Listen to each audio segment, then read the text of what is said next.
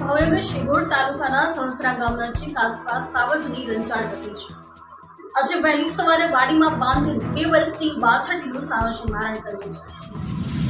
અગાઉ પણ સાવજે માલિક તેના પશુનું મારણ કર્યું હતું. છેલ્લા ઘણા સમયથી સણસરાના આસપાસના રેવન્યુ વિસ્તારમાં સાવજના ટાપેરા વધ્યા છે. સાવજની રંજાડથી પશુ માલિકો તેમજ આસપાસના ગામોમાં રહેતા ખેડૂતોમાં ફફડાટ ફેલાયો છે.